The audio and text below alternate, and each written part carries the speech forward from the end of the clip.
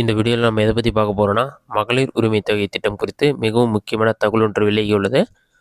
விரைவில் பார்த்தீங்கன்னா மகளிர் உரிமை தொகையை உயர்த்தும் திட்டத்தில் தமிழக அரசு இருப்பதாக தகவல்கள் வெளியாகியுள்ளது. அது என்ன என்பதை பற்றி தான் இந்த வீடியோவில் நம்ம டீட்டெயிலாக பார்க்க போகிறோம்.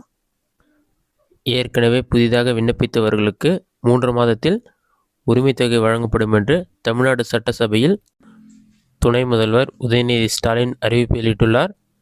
இனி புதிதாக மகளிர் உரிமை தொகைக்கு விண்ணப்பம் செய்தால் அந்த விண்ணப்பங்கள் ஏற்க முடியுமா என்ற கேள்விக்கு தமிழ்நாடு சட்டசபையில் துணை முதல்வர் உதயநிதி ஸ்டாலின் அறிவித்தார். யாருக்கும் விடுபடாமல் எப்படி மகளிர் உரிமை தொகை வழங்க முடியுமோ அப்படி வழங்கி வருகிறோம்.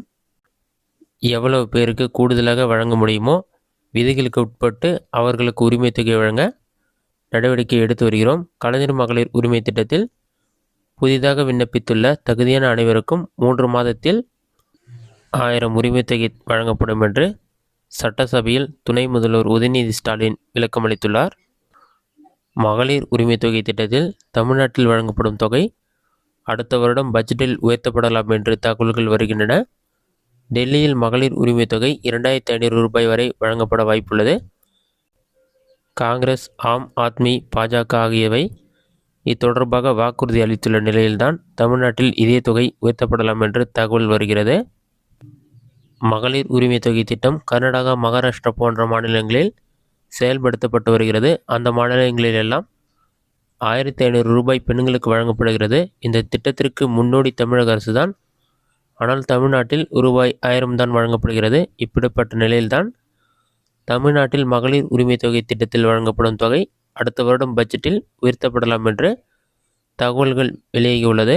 1500 அல்லது 2000 வரை இந்த தொகை உயர்த்தப்பட வாய்ப்பு இருப்பதாக தகவல்கள் வெளியாகியுள்ளது. தமிழ்நாட்டில் 2026 நடத்தப்படும் சட்டசபை தேர்தலை மனதில் வைத்து எதிர்க்கட்சிகள் வழங்கப் போகும் வாக்குறுதிகள் மனதில் வைத்து ஆளும் திமுக அரசு மகளிர் உரிமை தொகையை உயர்த்த வாய்ப்புள்ளதாக கூறப்படுகிறது. மகளிர் உரிமை தொகை திட்டம் மீண்டும் விரிவாக்கம் செய்யப்பட உள்ளது. இதை பற்றி இன்னும் அதிகாரப்பூர்வ அறிவிப்பு வெளியாகவில்லை என்றாலும் விரைவில் அறிவிப்பு வெளியாக வாய்ப்புகள் உள்ளன. ஏற்கனவே முன்னாள் அரசு ஊழியர்களின் மனைவிகள், கார்ப்பரேஷன் ஊழியர்களின் மனைவிகள் ஆகியோர்களுக்கெல்லாம் இந்த திட்டத்தில் வாய்ப்பு வழங்கப்பட்டுள்ளது.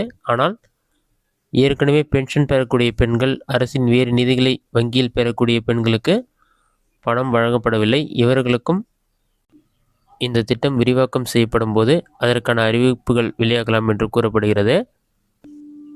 மேலும் சில ஆவணங்கள் சரியாக இல்லாத பெண்களுக்கும் பணம் வழங்கப்படவில்லை. அரசின் வேறு நிதிகளை வங்கியில் பெறக்கூடிய பெண்களுக்கும் இந்த திட்டத்தில்